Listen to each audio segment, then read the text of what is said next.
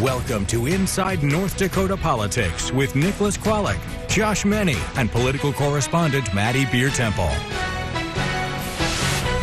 A good Sunday to you. Thanks for joining us. I'm Nicholas Kwolek. I'm Josh Meny. And I'm Maddie Beer-Temple. It's hard to believe, but it's the last Sunday of January. We're headed into the second full week of the Biden administration, and the 67th North Dakota legislative session continues. I'll have more on what's been happening at the Capitol in a bit. For now, we'll turn to what's happening on the national scene. While the focus has been mainly on President Biden and his plans for the nation the next 4 years, the past is not in the past. Yeah, former President Donald Trump was in the news cycle, specifically his impeachment now moving to the Senate. Members of the Senate were sworn in as jurors on Wednesday. President Trump is accused of inciting the deadly riot at the U.S. Capitol January 6th. The trial is set to begin the week of February 8th. But Wednesday, Kentucky Senator Rand Paul tried to have the trial dismissed on constitutional grounds. This proceeding, which would try a private citizen and not a president, a vice president, or civil officer, violates the Constitution. The effort failed, but only 5 Republicans sided with the Democrats. Senators John Hoeven and Kevin Cramer both voted to dismiss the trial. 17 Republicans would need to join with Democrats to convict the former president of inciting the riot. We'll hear from Senator Cramer explain his vote a bit later this morning. On to other legal battle, the Dakota Access Pipeline has been the subject of an ongoing legal action and protest dating back to its construction in 2016. Now a full environmental review will be done while the pipeline continues to send oil. This week, the U.S. Court of Appeals ruled against the Dakota Access Pipeline as well as the U.S. Army Corps of Engineers.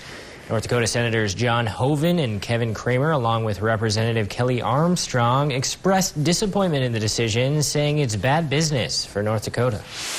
And we need to be able to move our products to market in the safest way possible. And we also need to be able to continue to build out this infrastructure in the future. And between all of these different challenges you're seeing, it becomes really difficult to envision a scenario where private equity or companies are going to invest in these types of projects, which is really bad for North Dakota, and it's really bad for the country. But the Standing Rock Sioux Tribe has been fighting for a better evaluation of the risks that come with moving oil under Lake Oahe. Ira Taken Alive, the Standing Rock Sioux Tribe vice chairman, says they're in it for the long haul. I want to see as much science, as much history as it relates to our culture and relates to our history as a tribe here, as the first inhabitants and as indigenous people, all those included into the picture when the U.S. Army Corps of Engineers does consider issuing a permit again. A new environmental impact statement from the Army Corps of Engineers could take as long as 2 years. Now, President Joe Biden announced an indefinite suspension of new oil and gas leasing and drilling permits Wednesday. We spoke to a member of the North Dakota Petroleum Council who says this will have a huge impact on jobs and the economy. Kevin Black says there are 60,000 jobs directly and indirectly tied to the oil and gas industry just here in our state.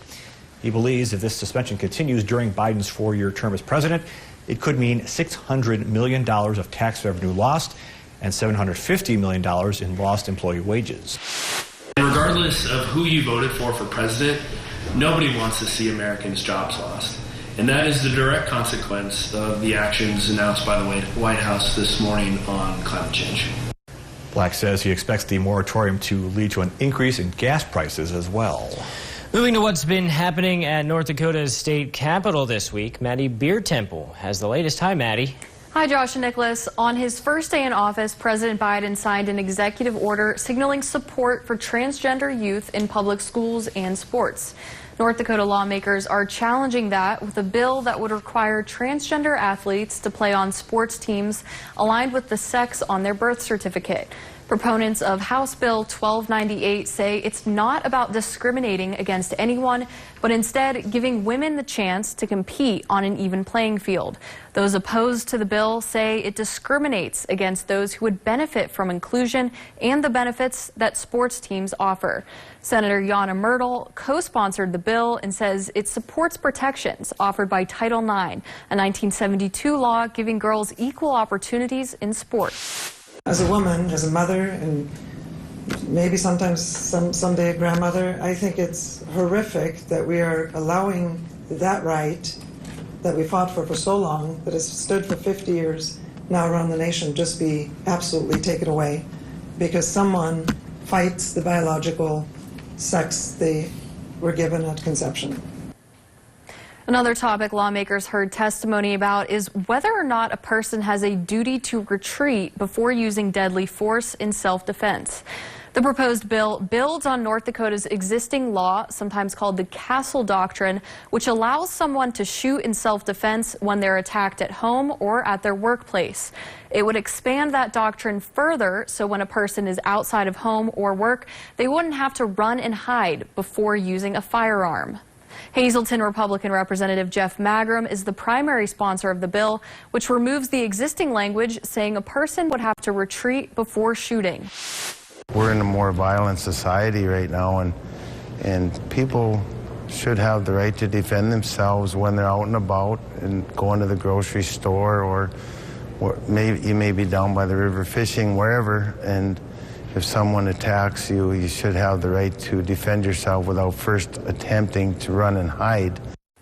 Magrum says a similar piece of legislation failed by a close vote in the last session, but he's optimistic it will pass this year. Now, this next item is something that news stations like ours see almost every day, and it has to do with mugshots. The question being asked right now is, should jail mugshots be available for all to see? Some lawmakers say in many cases, no. Republican Representative Shannon Roars-Jones introduced House Bill 1296. She says it would make booking photos exempt from open records until a person is convicted of the crime associated with the mugshot. One main reason for this bill is to prevent the collateral damage the mugshot could have on a person's reputation if not convicted. A lot of times what ends up happening is these photos end up on social media or internet websites where they can't be pulled back even when charges are dropped or people plead down to a lesser charge. And so we just want to make sure that the information that's out on the internet is accurate and reflective of what actually occurred in the case. One other interesting note about this bill, it has bipartisan support. It was introduced by 6 Republicans and 3 Democrats. One more bill of note we should mention, it would allow candidates running in local and county elections to have a party designation next to their name. Right now, that's reserved for statewide offices. The bill's sponsors say it would increase transparency, but opponents say it may give an unfair disadvantage to people running for school or park boards who aren't in the majority party. That bill is still in committee. It has not yet been voted on by the House. Josh, Nicholas, I'll send it back to you. Maddie, thank you. Straight ahead on Inside North Dakota Politics, we'll be joined by Democratic Senator Erin Oban. We'll ask her about her time spent so far during this 67th legislative session. Hey, Dutch boy, show me Mocha Red. Okay. Does it have a smooth, durable finish? Yes, and it's 50% more stain resistant. You still talking to Dutch boy? Dutch boy, show me Sleepy Purple. Okay. Oh, would you look at that? That's better. He'll still help us paint, right? With Dutch Boy's high-quality, high-performance paint and Menard's friendly expert service, it's easy to twist off to something great. You're handier than I thought. How do you open tough jar lids? Do you try this one? Or this one? Or how about this one? Honey... This is the future. Shouldn't there be a robot for this by now? There is. Introducing RoboTwist, the robotic jar opener that easily twists off even the toughest lids. Just set it down, press the button, and watch it work. First, the RoboStrong vise locks down tight. Then the powerful twisting action unscrews the lid. RoboTwist is yours for the special introductory price of just $19.99. That's right, the robotic jar opener that easily twists off even the toughest lids, all for just $19.99.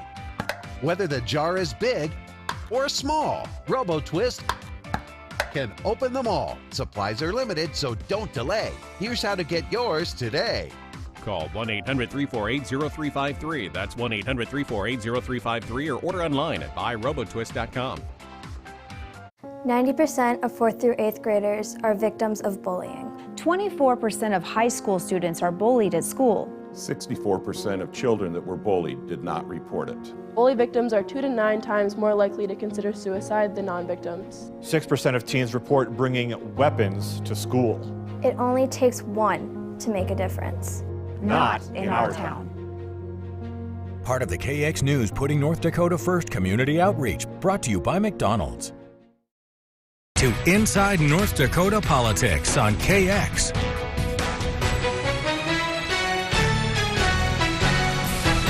This morning, we're joined by Assistant Minority Leader in the North Dakota Senate, Democratic Senator Aaron Oban out of Bismarck. Thank you for your time this morning, Senator.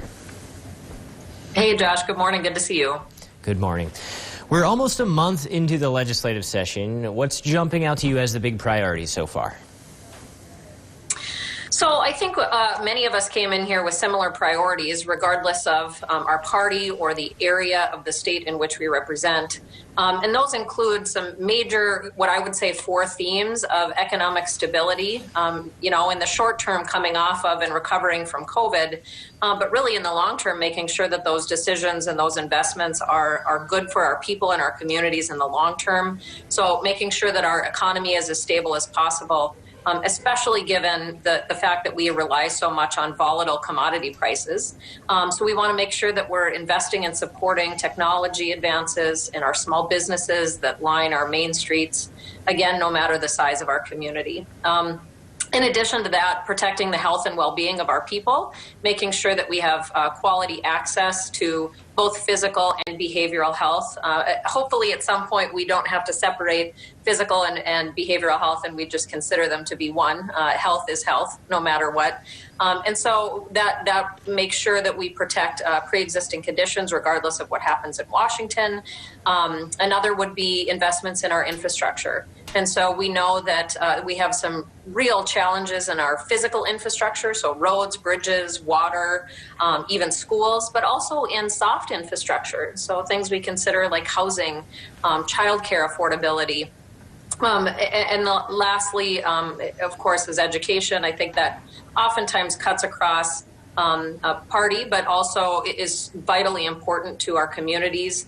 And whatever the state invests at the state level into education then doesn't fall on the backs of property taxpayers in their local communities. And so we made a promise at the state level to fund at between 70 and 80%. The less we uphold that commitment at the state level, the more that's going to fall on the backs of property taxpayers, which is really the tax that I continue to hear frustration and burdens about is property tax. Now, you've listed a lot of priorities there. With the pandemic, do you foresee this being a busier and more challenging legislative session? Well, we've passed now our filing deadline for bills, and we've put forward, between both chambers about as many bills as we have in the past. So it doesn't seem like the pandemic has slowed us down. It's certainly changed what some of those bills are going to be, the issues they're going to be debating.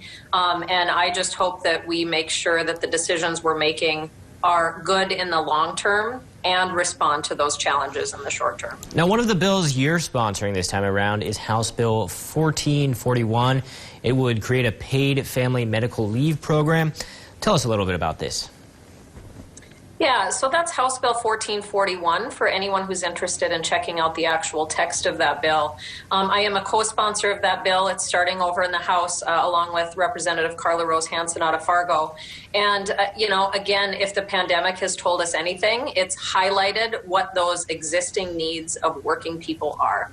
And one of those needs, when we know that over 50% of our workforce does not have access to even one paid sick day, the realities that most working people face require at some point, whether we choose to do that or not, whether we like it or not, to have some time off for really significant events in our lives. So it mirrors very much the federal FMLA, which protects people's employment for times when they take time off of work for the birth of a child, to care for a sick loved one, to take care of your own personal significant health challenge, whether that's physical or mental. And we feel like that choice is not available to most working families in North Dakota, because if they choose to take time off for those situations, they're oftentimes doing it without earning their pay. And taking time away from earning your pay is just not an option for a lot of people.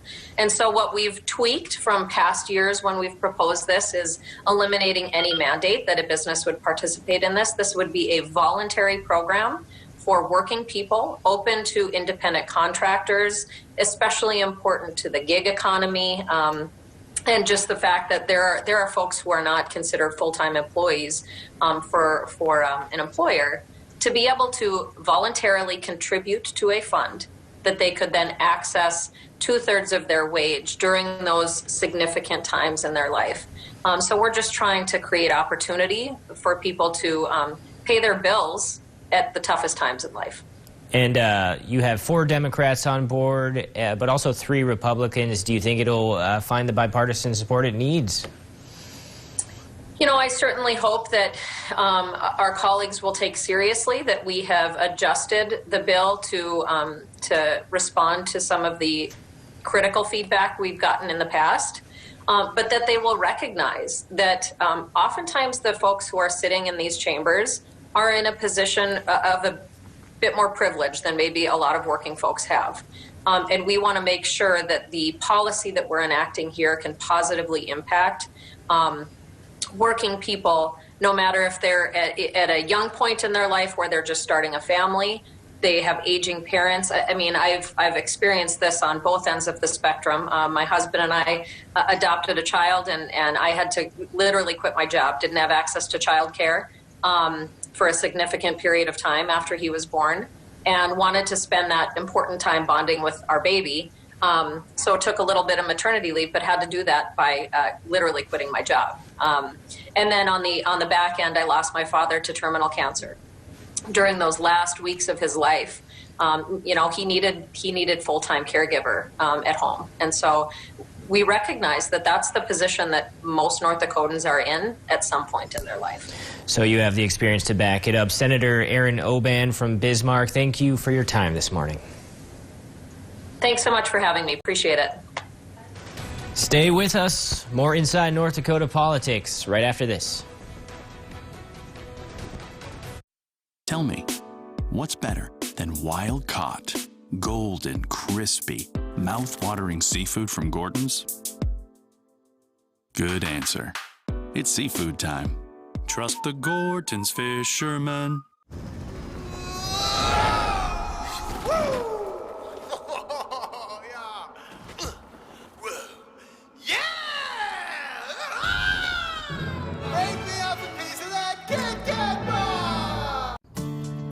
Have you ever wondered why the sky is blue? Or why overnight thunderstorms are so much louder than the ones during the day? You have weather questions and I have answers. Each week I answer some of your questions you have about the weather. It could be as simple as weather terminology or things that make you go, If you have questions about the weather, I have the answers. Watch My Weatherwise Wednesday mornings only on Good Day Dakota. Sponsored by Roscoe Crane and Rigging. Your news every hour in primetime is on News Nation on WGN America. News Nation went in depth for the inauguration and the president's first moves. We need more action, and we need to move fast. And News Nation paid tribute to Hank Aaron, a legitimate civil rights hero. News Nation covers your nation every night starting at 8, 7 Central on WGN America. Go to newsnationnow.com to find WGN America on your cable or satellite provider. Before you turn in for the night, watch KX News at 9 on the Dakota's CW. Get us over the air, on satellite, or through your cable TV provider. KX News at 9. There's something for everyone at the KX Sports Show in Minot, March 12th through the 14th. Log on to kxnet.com for details. You're watching KX News, putting North Dakota first. Inside North Dakota Politics on KX.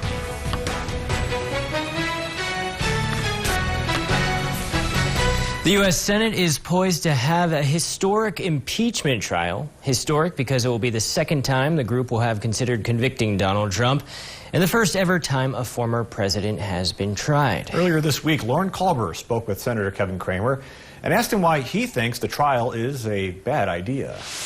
First of all, I think it's a waste of time because I think the clear reading of the Constitution is that we have the power in the Constitution to impeach presidents, not former presidents, vice presidents, and any civil officer. But there's no reference by the founders to people who have left a political office. That's the first thing. The second problem with it is I think the criminal standard, and let's not forget that is what we're talking about, a criminal standard, that is to say high crimes and misdemeanors, I don't think is met by this at all, by the idea that his speech on January 6th was liable for what happened in the Capitol on January 6th. But worse than all of that is just the practical implications of a unity speech at a president's inauguration followed by the former president's impeachment. That is not conducive to unity at all. That is just going to further divide the political players and the country at a time when what we ought to be doing is focusing on unifying. And I'm hearing that there would be basically no chance that there are not enough votes for the former president to be convicted. Is that correct? Yeah, it's a great point because we had a little bit of a test vote today. Senator Rand Paul made a motion. Really, it was a parliamentary issue, checking on whether we should even do this. And the motion ended up being tabled, which is the other parliamentary trick that the other side uses. And that vote was a 55 to 45 vote. Basically what that means, Lauren, is that only 55 senators even thought we should have the trial. That tells me that there aren't more than 55 votes for impeachment, and there may even be fewer than 55 after we've had the trial. So yeah, I think it is not just highly unlikely, but almost impossible that the president would be impeached. But it's going to take several days, maybe a couple of weeks of time, dragging the country through another impeachment, and a retroactive one at that. This would be the first time in history that a president has been impeached retroactively after a snap impeachment in the House of only 53 hours. So it just makes no sense whatsoever. And I hate to do this to you. We only got about 30 seconds left, and this is a big story as well. But the U.S. Court of Appeals says the Dakota Access Pipeline can continue to run, but needs more environmental review. What do you think of that decision? Well, I think it's on balance, it's a victory. The appellate court is saying that it was wrong for the district court to stop the operation of the pipeline. I would agree with that. I think the company would agree with that. I think North Dakotans would agree with that. But the Corps of Engineers has to continue its environmental impact statement study. What is concerning about that is what will the Corps of Engineers under President Biden consider a full EIS versus what it would have under President Trump. So that's somewhat concerning. Senator Kevin Cramer, thanks so much for your time today. Always my pleasure. Thank you. When Inside North Dakota Politics returns, a look at a bill centered on getting vaccinated. If you missed KX Conversation at 6, you missed the discussion on issues that affect us all. Tell us about these counterfeit pills. How difficult is a case like this for BCI agents? You missed the conversation that leads to solutions. So what's your advice to parents on handling the ups and downs and keeping the students motivated for school? What do you consider the Democratic Party's biggest concerns, and how will you move those forward? Be part of the conversation. KX Conversation, weeknights on KX News at 6. Post your employment opportunities now on KXNet Jobs. North Dakota Department of Human Services has great opportunities across the state, currently hiring RNs, direct care associates, licensed social workers, and counselors. Check out this job and more at kxnetjobs.com. Winter's best deals are at your local Northland Ford dealer, where you can get up to $4,000 total cash on a new Ford Escape. Warm up behind the wheel of an Explorer with up to $5,000 total cash. Or start up a stylish Edge with up to $6,000 total cash. Save big today on a new Ford SUV featuring available heated front seats and the tech to start your engine right from your phone. Only at your Northland Ford dealers. The 2021 KX Sports Show. Something for everyone.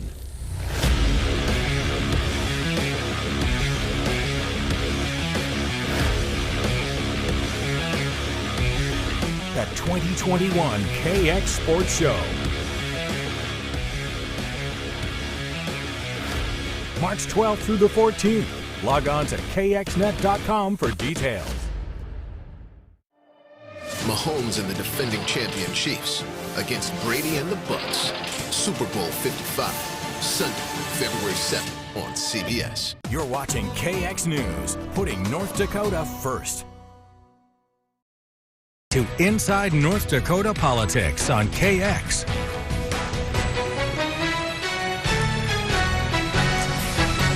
Can your employer make you get a vaccine? Right now, yes, but a new bill would prevent that from happening in many cases. Maddie Beertemple joins us once again. Maddie, quite a bit of testimony brought about by this bill. That's right, Nicholas, including some from a controversial source. If it passes, House Bill 1352 would make it harder for schools and businesses to mandate vaccines. Vaccine manufacturers largely aren't liable for negative effects their shots may cause. Because of that, Representative Jeff Hoverson doesn't think anyone should be mandated to get one, and that's the essence of his new bill. It's all been warp speed. Who would want that if the manufacturers can't even stand behind their product? But there is recourse for those who've experienced adverse effects. They can submit a claim through the National Vaccine Injury Compensation Program, although it rarely pays out. For every 1 million vaccines administered, there's typically one case that will be compensated out of this injury compensation program. Hall works at NDSU's Center for Immunization Research and Education and says that number adds to the overwhelming evidence that vaccines work. A lot of people will misconstrue this vaccine injury compensation program as proof that vaccines are not safe, and in reality, they show us how safe vaccines actually are. A handful of people testified in support of the legislation, including a controversial figure who has spread unsupported claims about COVID-19. Hoverson invited him to speak. We're about to move into a space where there's going to be forced or mandated vaccines upon adults. Department of Health Immunization Director Molly Howell says that's not what's happening. Not heard of anyone planning to mandate COVID-19 vaccine, but no, I think the benefits of COVID-19 vaccine far outweigh any risks. Howell opposes the bill and says vaccines are safe and the best way out of the pandemic. Plus, she adds North Dakota already has one of the most relaxed laws in the country for vaccine exemptions for students in public school. We're one of only 15 states that still allow moral and philosophical exemptions. A parent just simply has to sign a form that's available on our website or at the school saying they don't want their child to be vaccinated. The House Industry, Business and Labor Committee has not yet voted on whether to recommend the bill's passage. And you can be sure we'll follow this one closely, Josh and Nicholas. Maddie Beertemple, thanks for your reporting. Appreciate it. And as always, thank you for joining us on Inside North Dakota Politics. We'll see you again soon.